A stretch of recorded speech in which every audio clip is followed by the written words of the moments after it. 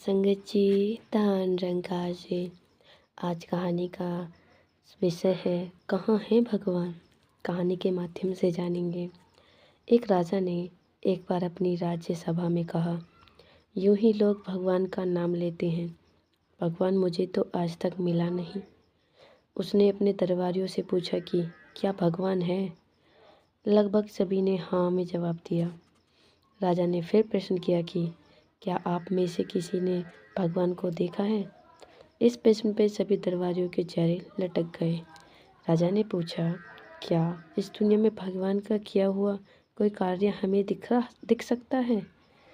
इस पर मंत्री ने कहा, महाराज, हमारे राजपुरोहित जी बहुत धर्मात्मा आदमी थे, वे जरूर कुछ कर सकते हैं। राजपुरोहित स्वयं वहाँ मौजूद थे, परंतु अहंकारी व क्रूर राजा के सामने कुछ कहना बेकार था और वे परमात्मा का होना सिद्ध कर भी नहीं सकते थे। राजा ने राजपुरोहित से कहा, राजपुरोहित जी, आप भगवान को मानते हैं। राजपुरोहित नम्रता से बोले, हाँ, जरूर मानता हूँ महाराज। क्या आपने भगवान को देखा है।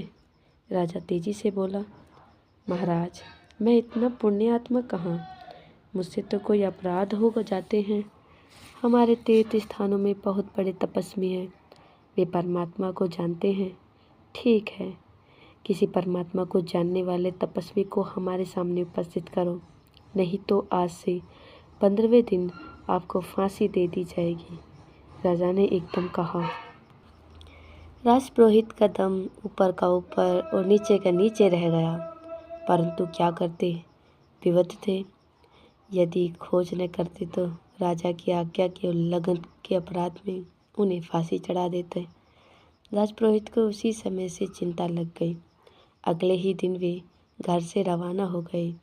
दूर दूर तक तीर्थ स्थानों में पर भटके, जो भी मिलता उसी से प्रार्थना करते कि क्या भगवान का कोई चमत्कार देखा है, परंतु हर ओर ने इनकार ही सुना पड़ा।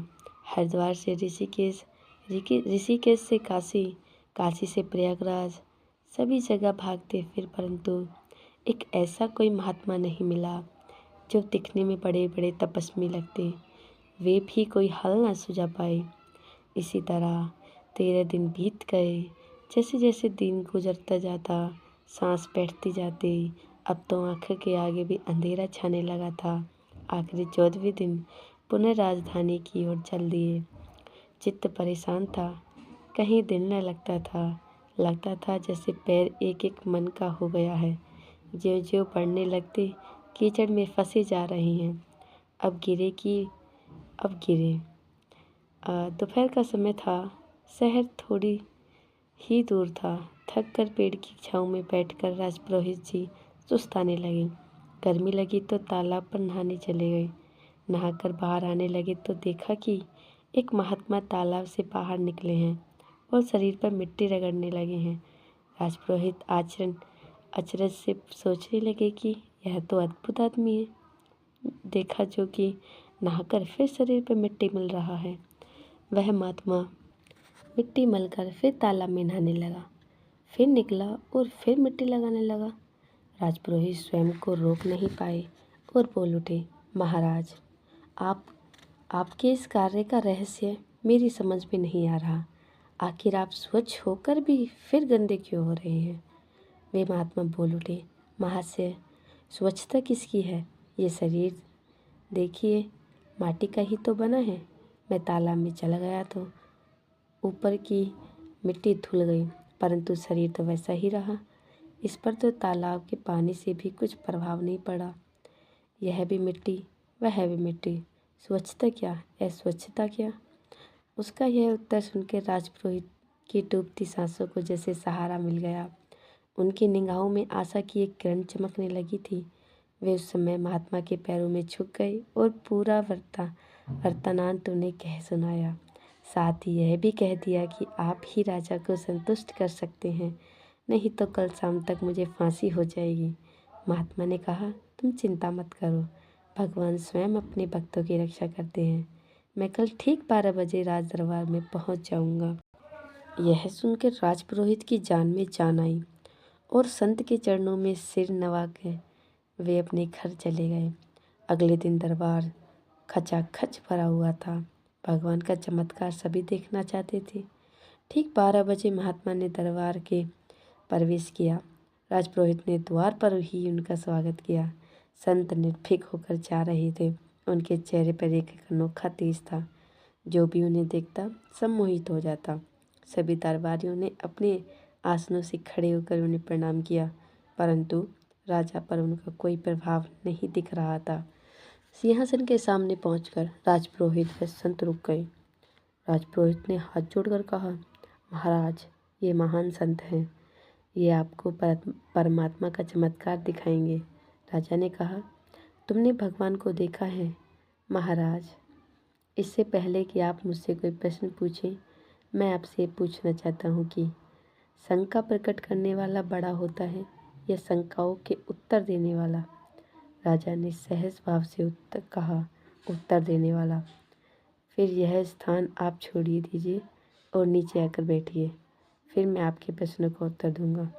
राजा ने सोचा, क्या फ़र्क पड़ता है, थोड़ी देर नीचे बैठ जाएं। यह सोचकर राजा सिंहासन से उतर गया और संत सिंहासन पर बैठ गए। राजा सिर्फ अपने प्रश्नों के उत्तर जानना चाहता था ताकि उसकी आशंका मिट जाए। नीचे उतरकर राजा ने कहा, अब बताओ, तुमने भगवान को देखा है?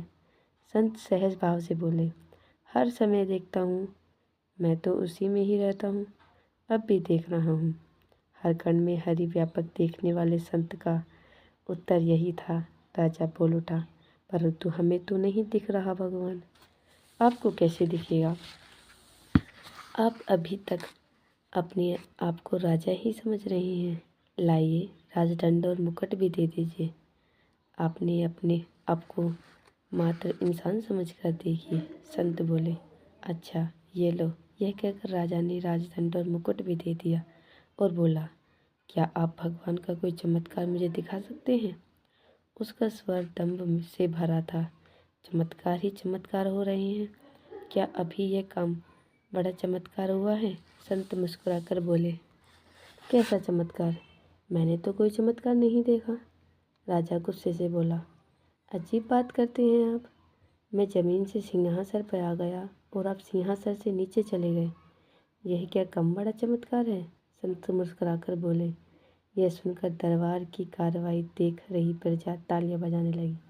राजा क्रोध से चिल्लाकर बोला, अरे धूर्त साधु, मैं तेरी चालाकी खूब समझता हूँ। सैनिकों, इसे गिरफ्तार कर लो, यह भागने न पाए। संत बोले, राजदंड और मुकुट जिसके पास हो वही राजा होता है। अब राजा आप नहीं, मैं हूँ। अत्याचारी राजा से सभी तंग आ चुके थे, सभी उससे मुक्ति चाहते थे। फिर राजदंड राज्य शक्ति का प्रतीक था। संत सही कह रहे थे। संत बोले, सैनिकों, इस अत्याचारी राजा को गिरफ्तार कर लो। राजा यह देखकर आश्चर्यचकित रह गया कि सैनिकों ने उसकी मुश्किल कस ली थी। सभी दरबारी नए राजा की जय बोलने लगे। संत बोले, मुझे राज्य और सत्ता से कुछ लेना देना नहीं। मैं तो प्रभु की सत्ता में हर पल जीना चाहता हूँ। सांसारिक मोह जाल में अब मैं वापस नहीं लौटना चाहता। आपको अत्याचारी राजा से मुक्ति मिल गई। पुरोहित जी का जीवन बच गया। मेरा काम खत्म हुआ। अब आप अपना कोई नया राजा चुन लो और राजकाज चलाओ। मैं तो चलता हूँ। यह कहकर संत चल दिए। उन्होंने राजमुकुट और राजदंड वहीं रख दिए। प्रजा जय जयकार करती हुई उनके पीछे आ रही थी। सभी दरबारी उनके चरण स्पर्श करने दौड़े। संत इसी प्रकार बात बात में चमत्कार कर सकते हैं।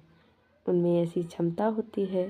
प्रभु के चमत्कार देखने और दिखाने की दृष्टि प्रभु कृपा से ही प्राप्त होती है। तो साध संगत जी, धन निरंकार जी, हमारे चैनल को सब्सक्राइब जरूर करें ऐसी ही कहानी के लिए समझने के लिए। धन निरंकार जी।